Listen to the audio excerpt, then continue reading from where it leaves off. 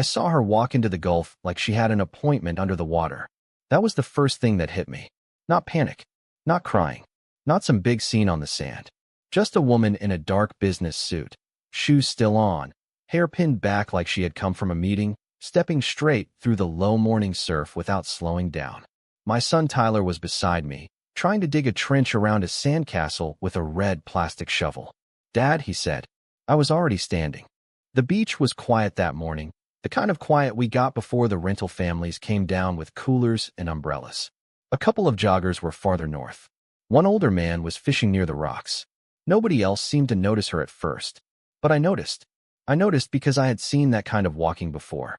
Years earlier, before my wife Sarah passed, there had been a morning when she wandered out of our house and kept going toward the bay behind my brother's place. She had been sick by then, confused in ways that scared me more than any diagnosis ever had. Her body moved like it had instructions her mind didn't fully understand. This woman moved the same way. "Tyler, stay here," I said. He looked up at me, shovel frozen in his hand. "Dad, stay right here. Don't move." I ran. The sand grabbed at my feet. The water slapped cold around my ankles, then my knees, then my waist. She was already chest deep, still moving. Not fighting the waves. Not swimming. Just walking like the whole world behind her had gone silent. "Hey," I shouted. "Hey, stop." She didn't turn. I caught her by the arm just as a swell lifted against both of us. She was lighter than I expected and colder than she should have been. When I pulled her around, her eyes moved to my face, but I could tell she wasn't really seeing me. "Ma'am, look at me," I said. "You're in the water." Her lips parted. No words came out. Another wave hit us, and she buckled. I got one arm around her ribs and hauled her back, half dragging, half carrying her through the water. She didn't resist. That almost scared me more. People usually push, grab, curse, something. She just folded against me like every string in her had been cut. By the time I got her onto the sand, Tyler was standing there crying without making noise. "It's okay," I told him, though I wasn't sure it was. "Back up, buddy. Give her room." The woman coughed once, not hard. She hadn't swallowed much water. Her problem wasn't the Gulf. Her problem had started long before she reached it. She stared up at the gray sky. "What's your name?" I asked. "Nothing." I checked her pulse with 2 fingers at her wrist. Fast. Too fast. Her skin was pale under the beach light, her hands trembling in tiny movements she didn't seem aware of. Her suit was expensive, soaked, and covered in sand. One heel was gone. "Can you hear me?" I asked. Her eyes shifted again. "Claire," she whispered. "All right, Claire. I'm Alex. That's my son Tyler. You're safe on the beach." She closed her eyes like the word safe took too much effort to understand. The older fisherman had come over by then.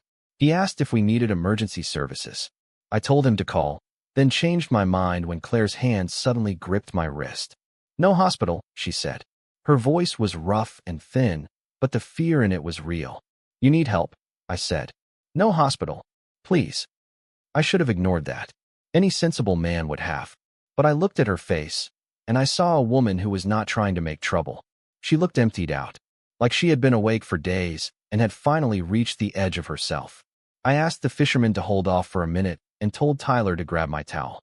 We wrapped it around her shoulders, and I sat with her until her breathing got steadier. She kept apologizing, but not like a person embarrassed by a scene. More like a person trained to apologize for taking up space. There was a small diner 2 blocks off the beach, the kind with vinyl booths, bad ceiling fans, and coffee strong enough to wake construction workers before sunrise. I got Claire there in my truck with Tyler sitting in the back, watching her through the rearview mirror like she might disappear if he looked away. Inside, she sat across from us in the booth, towel around her shoulders, wet hair falling loose now. The waitress, Marla, knew me and didn't ask questions. She brought coffee, water, toast, and eggs before I even ordered. Claire stared at the plate. "When did you last eat?" I asked. She tried to answer.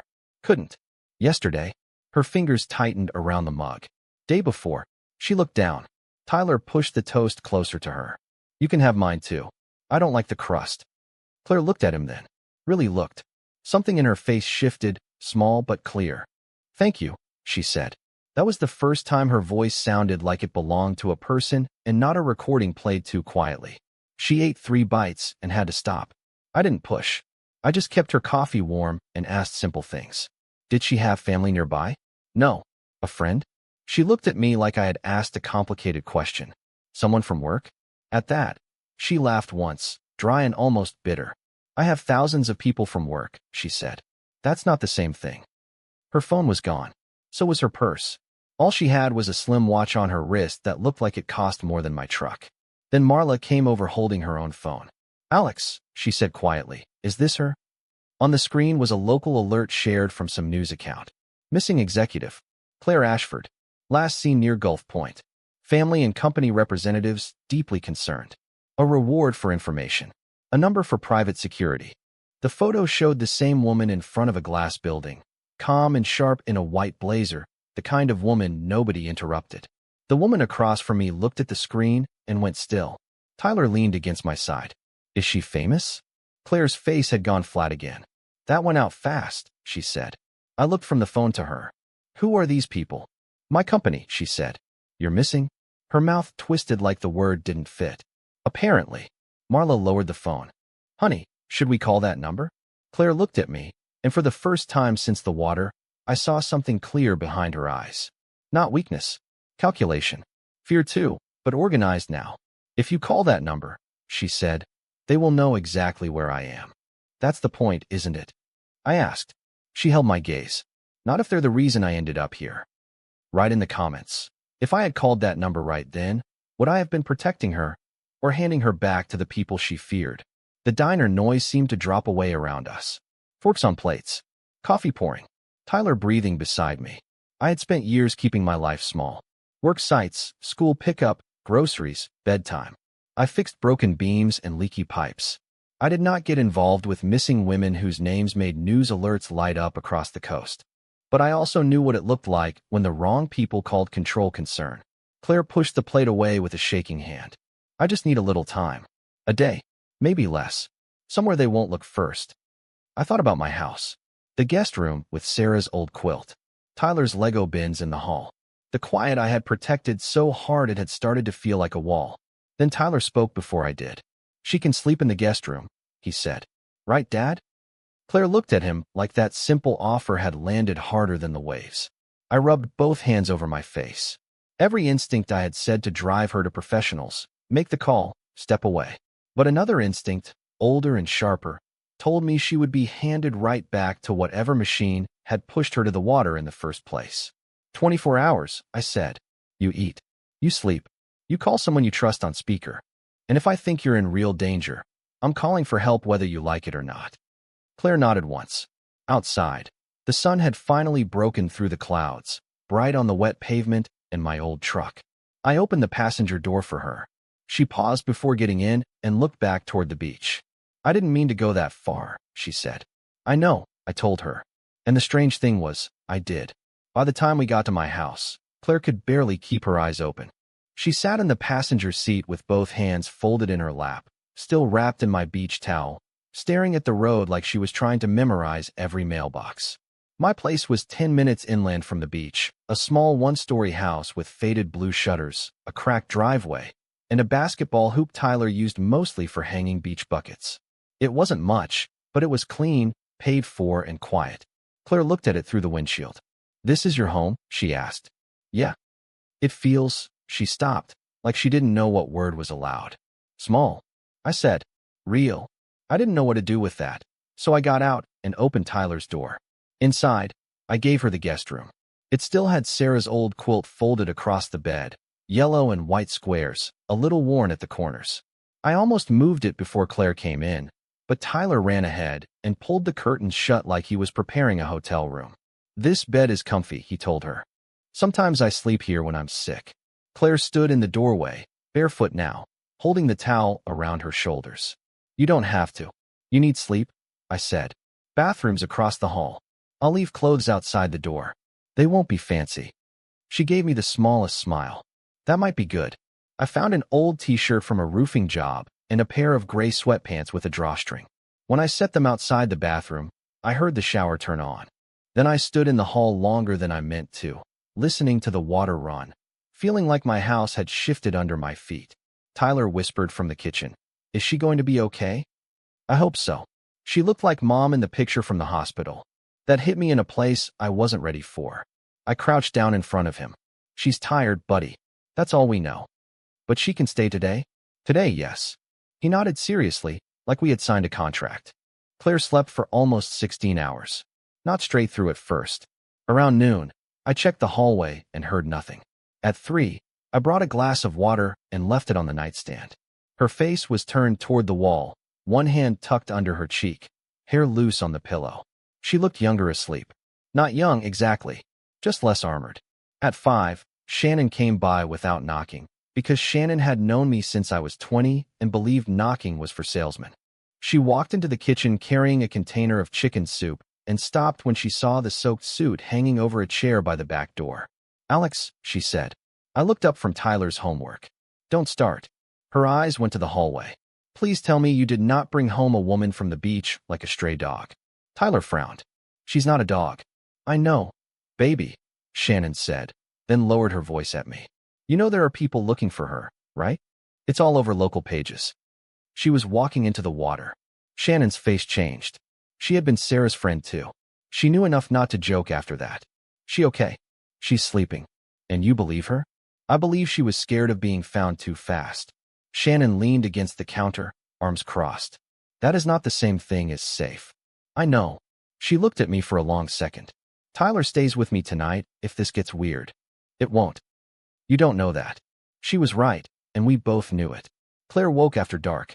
I was at the stove making eggs because I didn't know what else to make for someone who had probably eaten food from private chefs and hotel kitchens her whole life. Tyler was on the living room rug building a blue Lego spaceship. Shannon had stayed, mostly to glare at me and pretend she wasn't curious. Claire came down the hall in my old t-shirt and sweatpants, moving slowly, one hand touching the wall as if she didn't trust the floor yet. The clothes hung loose on her. Her hair was damp and brushed back with her fingers. Without the suit, without the watch, without that sharp public face from the photo, she looked like a woman who had misplaced her whole life. Tyler looked up. "You slept all day?" Claire blinked, then nodded. "I think I needed to." "I saved you eggs," he said. "You made eggs?" she asked. "No. Dad did." I watched. Shannon studied Claire over the rim of her coffee mug. "I'm Shannon. Neighbor. Emergency contact. Occasional voice of reason." Claire accepted that with a tired nod. "Claire." "Oh, I know." I shot Shannon a look. She ignored it. Claire sat at the kitchen table like she needed instructions. I put a plate in front of her. "Eat what you can," I said. "No performance required." That made her look up. "Sorry," I said. "Bad habit. I talk to roofers like that." "No," she said quietly. It was helpful. She ate slowly. Eggs, toast, half a banana Tyler insisted she needed because potassium is for muscles. After a few minutes, some color came back into her face. Then she asked for a phone. I set mine on the table. "Speaker." She nodded. "Speaker." Her hand hovered over the screen before she dialed from memory. The call rang twice. A man answered. "This is Marcus." Claire closed her eyes. "Marcus, it's me." Silence. Then his voice changed completely. "Where are you?" "Safe for the moment." "Claire, the board has activated emergency protocols. David is telling everyone you are medically unavailable. Your uncle signed a statement of concern. The press draft is already prepared." Her fingers tightened around the edge of the table. "How long?" "They started before anyone confirmed you were missing." Shannon and I looked at each other. Claire's face went still, but this time it wasn't emptiness. It was focus. "Who authorized the location alert?" she asked. Marcus hesitated. "Say it," Claire said. "David." Her jaw moved once. I didn't know David, but I knew the name landed hard. Claire leaned forward. "He doesn't have authority over personal security. He claimed temporary operational necessity." 2 directors backed him. "Claire," I pulled logs. "Your schedule was accessed last night by David's office and by your uncle's assistant. They knew where you were." The kitchen felt too small for the silence that followed. Tyler stopped clicking Legos together. Claire looked at him, then softened her voice. "Marcus, I'm in a private residence. A man named Alex McBride pulled me out of the Gulf this morning. His son is here. No one comes near this house unless I approve it." Marcus said, "Put him on." I almost laughed. "Me?" Claire pushed the phone toward me. I leaned over it. "This is Alex." Marcus sounded like he was measuring every breath I took. Are you armed? No. Is anyone else in the house? My son and our neighbor. Do you understand the value of the person sitting at your table? I looked at Claire. She stared back, tired but steady. I understand she needed eggs, I said. For the first time, Claire almost smiled. Marcus went quiet. Then he said, keep her there. I'm coming. Claire shook her head. Not yet. Send me everything first. Board list. David's calls. Uncle Richard's statement. Any draft release. I want facts before footsteps. There's more, Marcus said. Her eyes sharpened. What? I found a succession memo dated 11 months ago. David's name is on it. Claire didn't move. Marcus continued. It was never circulated officially, but it references your removal, temporary leadership transfer, stockholder reassurance, media language, even a wellness narrative. Shannon whispered, wellness narrative? Claire answered without looking away from the phone. A polite way to bury someone while sounding kind. Nobody spoke after that. Then Claire reached for the coffee mug in front of her, took one careful sip, and set it down. Send the files, she said. All of them. And Marcus? Yes? From this moment on, nobody speaks for me. When the call ended, the kitchen stayed quiet except for the old refrigerator humming. Claire looked down at her borrowed clothes, then at Tyler's Lego spaceship, then at me. I should leave before this touches your life any more than it already has, she said. You can barely stand. I can think. I noticed. That got a real look from her. Not soft. Not grateful. Something more awake. Tyler carried his spaceship over and placed it carefully beside her plate. This one has shields, he said. You can borrow it. Claire stared at the crooked blue ship, and for 1 second her face almost broke. But she held it together. She picked it up like it was made of glass. Thank you, she said. Shannon cleared her throat and looked away. I started collecting plates because I needed something to do with my hands. Claire turned toward me. Alex. Yeah? If Marcus comes, and if I handle this from here, you don't owe me anything else. I leaned against the sink. You keep saying things like people only help you because they owe you or work for you. She didn't answer. That's not how this house runs, I said. Her eyes moved around my kitchen. The chipped mug by the sink. Tyler's backpack on the chair. Sarah's quilt visible down the hall through the open guest room door. All the ordinary things I had stopped seeing because they were just my life. Then Claire nodded, once, like she had made a decision inside herself. Then I need coffee, she said. And my files. I got the laptop from my room and set it in front of her. 10 minutes later, Claire Ashford was sitting at my kitchen table in a roofing t-shirt, my son's Lego ship beside her hand, reading through the first pieces of a year-long plan to remove her from the company she had built. And the more she read, the less she looked like a woman hiding. She looked like someone counting doors in a room she was about to walk back into.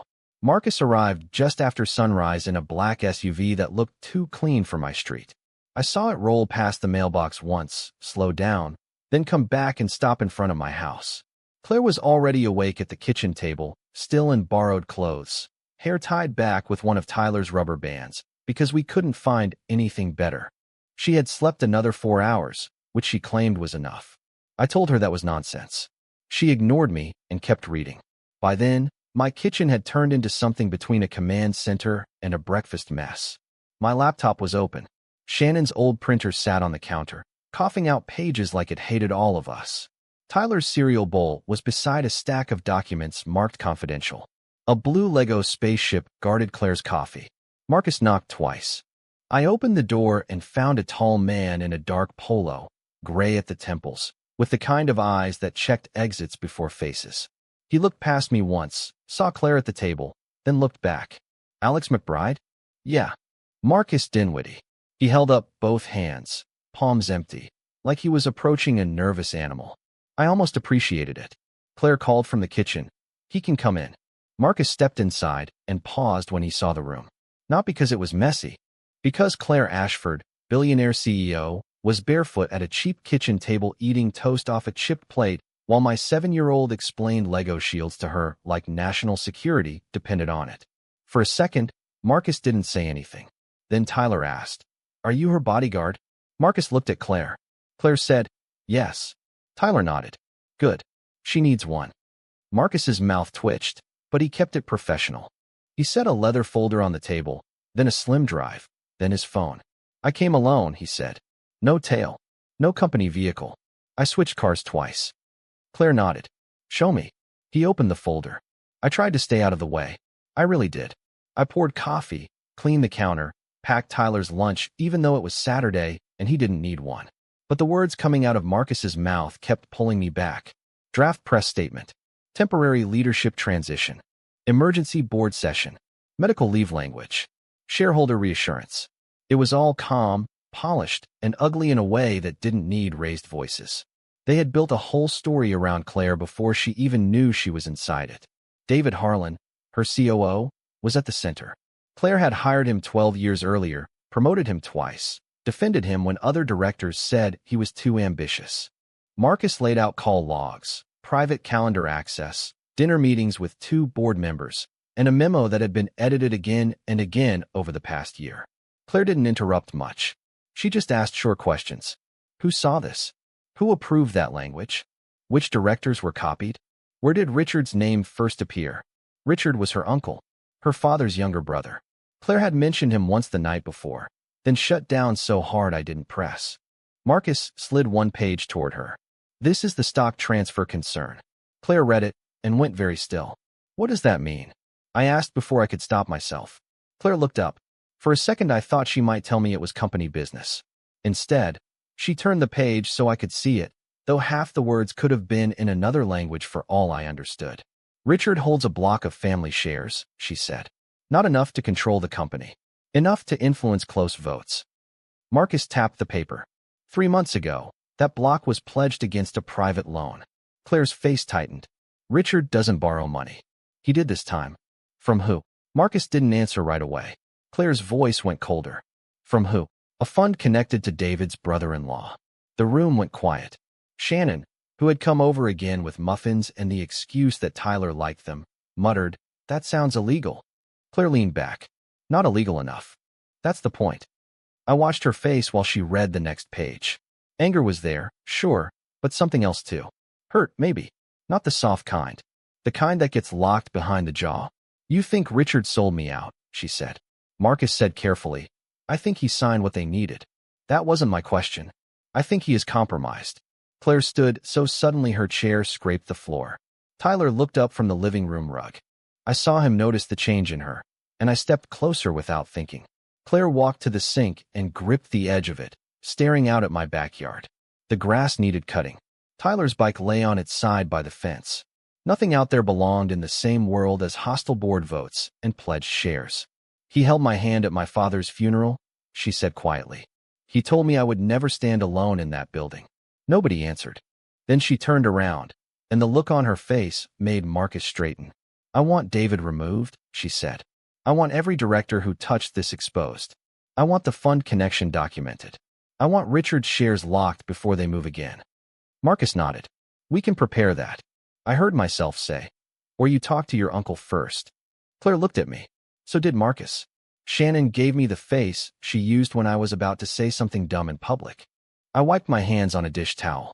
I'm not pretending I understand all this. I build houses. When a wall cracks, sometimes the wall is bad. Sometimes the foundation shifted under it. Claire didn't speak. I kept going because I'd already stepped in it. Maybe your uncle betrayed you. Maybe he didn't. But if somebody got a hook in him, he might be standing where they told him to stand because he doesn't see a way out. Marcus studied me now, not dismissing it. Claire crossed her arms. David used him. Looks like it. And you think I should save him? I think if he's trapped, he knows things. And if you give him a way back before the big meeting, maybe David loses more than a vote. That landed. Claire's eyes shifted toward the papers. I could almost see the pieces moving around in her head, fast and sharp. A minute ago, she had been ready to burn the whole structure down. Now she was seeing doors. Marcus leaned forward. If Richard flips, we get the family shares, his testimony on pressure, and proof David used outside leverage. Claire sat back down slowly. Not testimony, she said. Statement. Private first. Recorded only if he lies. Marcus nodded. And no threats, she added. I want him scared of the truth, not scared of me. Shannon looked at me like she was annoyed my point had worked. Tyler wandered in holding 2 Lego figures. He placed one beside Claire's coffee and one beside mine. This one is the boss, he said, pointing to Claire's. This one fixes stuff. Claire looked at my figure, then at me. Accurate. I don't wear a tool belt in the kitchen, I said. You would if you owned one small enough, Shannon said. For the first time since Marcus arrived, Claire laughed. It wasn't loud. It didn't last long. But it changed the room. Even Marcus seemed to breathe easier. After that, the plan came together fast. Marcus would return to New York first and secure the internal logs through two people still loyal to Claire. Claire would fly under another name from Tampa that night. Her uncle would be contacted privately before the board session. David would think she was still hidden, weakened, and trying to avoid public attention. The directors who had hesitated would receive evidence at the exact moment they had to choose sides. I stood at the counter, listening, feeling the edges of my small life stretch in ways I didn't like. Then Claire said, "Alex is coming with me." I turned. What? She didn't look embarrassed. Just for the first day? Marcus looked between us. Claire, I'm not asking him to enter board meetings, she said. I'm asking him to be nearby. That creates exposure, Marcus said. I know. I lowered my voice. Claire, I've got Tyler. I know that too. Tyler looked up immediately. Are we going to New York? No. I said at the same time Claire said, not unless your dad says so. Shannon made a sound. Absolutely not. Tyler frowned. I want to see tall buildings. I rubbed my forehead.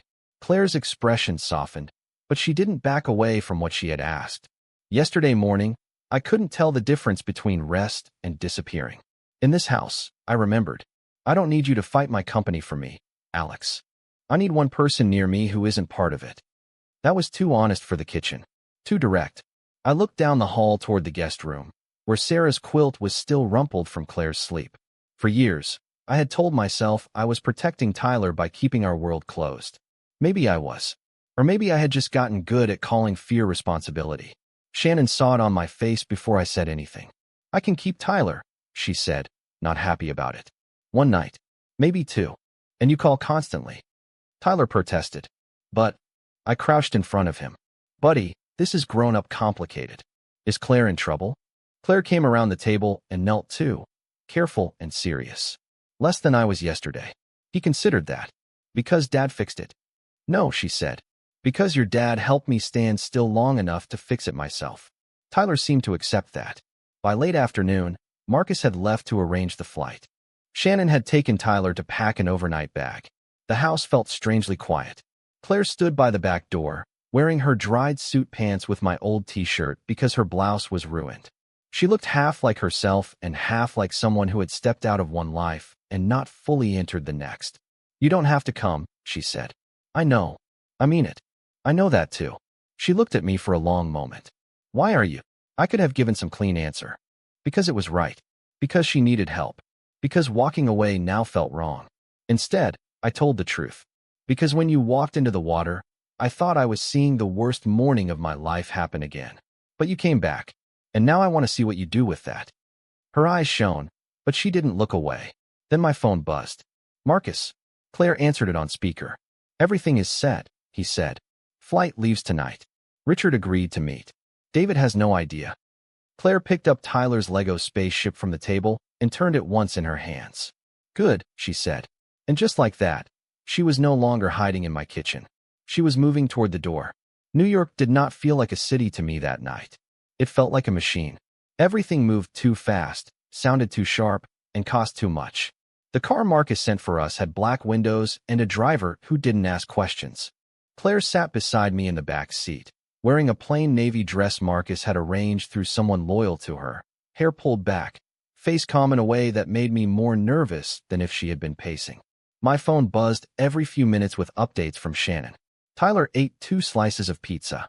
Tyler asked if skyscrapers touch clouds. Tyler wants to know if Claire's spaceship is safe. Claire read that last one and looked out the window for a second before handing the phone back. Tell him it's in my bag, she said. So I did. We didn't go to a hotel. Marcus took us to a private apartment owned by someone Claire trusted, high above a street where taxis kept flashing yellow between buildings. I stood near the window and tried not to look impressed. Claire noticed anyway. Too much, she asked. Everything here feels like it's trying to prove a point. That's not inaccurate. She slept 2 hours. I slept maybe 20 minutes in a chair, shoes still on, phone phone on my chest. At 5 in the morning, Marcus arrived with coffee, 2 phones, and a folder thick enough to make my stomach tighten. Claire was ready before he finished setting it down. Richard first, she said. Her uncle came at 7. He was smaller than I expected. In my head, I had built him like some corporate king. Instead, Richard Ashford walked in with tired eyes, a gray suit, and a hand that shook slightly when he took off his coat. He stopped when he saw Claire. Claire, he said. She didn't hug him. She didn't move toward him. Sit down. He sat. Marcus stayed by the door.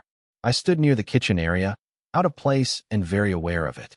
Claire placed 3 documents on the table in front of her uncle. Your loan, the fund connection, David's timeline.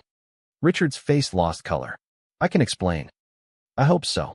He looked at Marcus, then at me. Who is he? Claire didn't look away from her uncle. The reason I'm alive enough to ask you this myself. That shut him up. For a while, Richard did explain. Bad investments he had hidden. A private loan he thought he could repay. Pressure that started gentle, then turned into signed letters, board language, and meetings he claimed he couldn't avoid. David had found the weak spot and pressed until Richard stood where they needed him. Claire listened without comforting him. When he finished, she said, You helped them make me look unfit. I was trying to keep it from getting worse. For who? Richard looked down. Claire leaned forward. You have one chance to stand on the correct side of this before the board meets. You will confirm the pressure. You will vote your shares with me. You will provide Marcus with every message, every call, and every person David used to reach you. And if I don't, her voice stayed even. Then I stop protecting you from the consequences of your own choices. Richard swallowed hard. It wasn't cruel. That was what struck me. Claire wasn't enjoying it. She was just done pretending family made betrayal harmless. He agreed. After that, the day moved in pieces. Marcus took Richard into another room. Claire changed into a gray suit that looked like armor without trying too hard.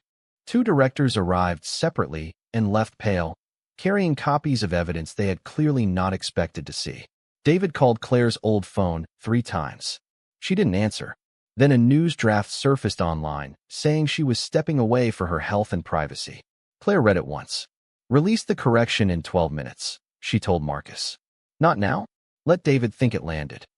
Marcus nodded. I watched her work from the edge of rooms I didn't belong in. She didn't raise her voice. She didn't rush. The woman I had pulled from the Gulf was still in there, but she wasn't running the show anymore. This Claire was tired, yes, but sharp enough to cut wire. At noon, before the board meeting, she stepped into the hall where I was sitting on a low bench beside a fake plant. You okay? I asked. She laughed softly. I was going to ask you that.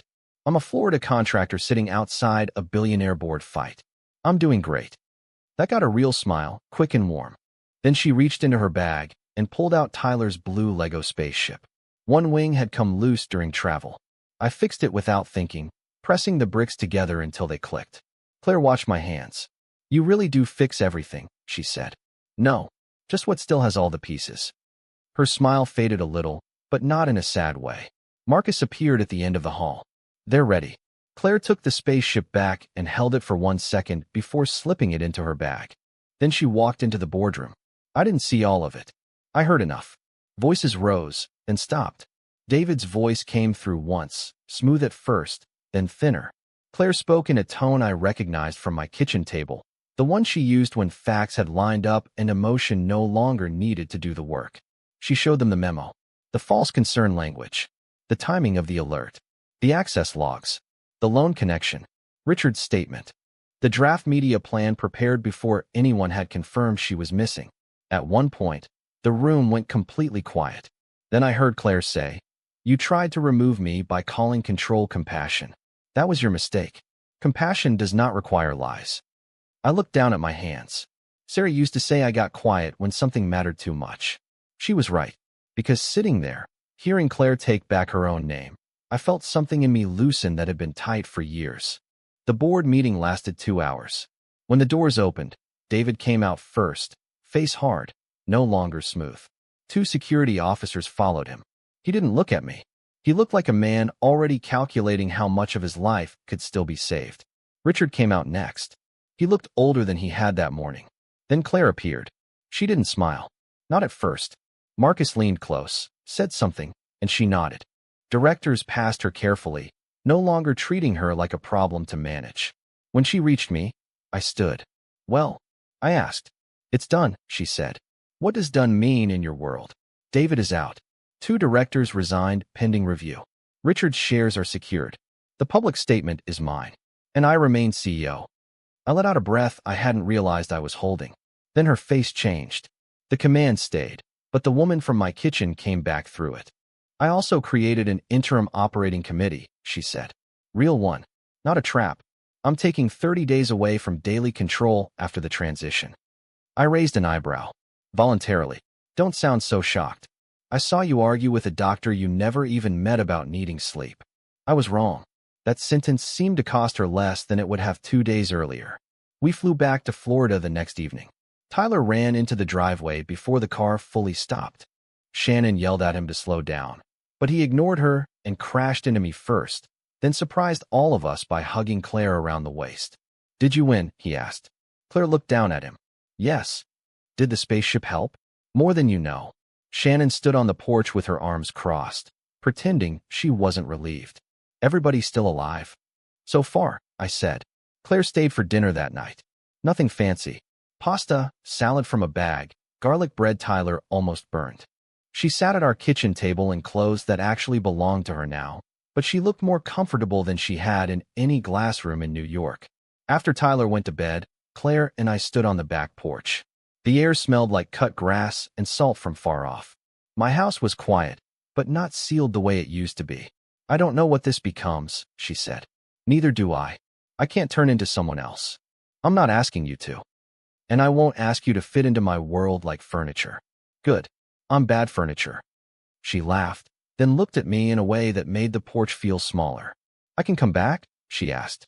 It was such a careful question from a woman who could command entire buildings. I thought about Sarah, about grief, about how keeping a door closed can start as love and turn into habit. Then I thought about Tyler offering a stranger the guest room because he understood something simple that I had made complicated. "Yeah," I said. "You can come back." Claire stepped closer, not rushing, not taking more than I offered. I took her hand. That was all. Just her hand and mine on the porch outside my small house. But it felt like the first honest thing after a long season of holding my breath. A few mornings later, we went back to the beach. Tyler ran ahead with his shovel. Claire stood beside me at the edge of the water, shoes in one hand, the Gulf rolling in soft and ordinary like nothing had happened there. She looked at the waves for a long time. Then she turned back toward the house, toward Tyler's voice, toward me. And this time, when she walked away from the water, she did it on purpose.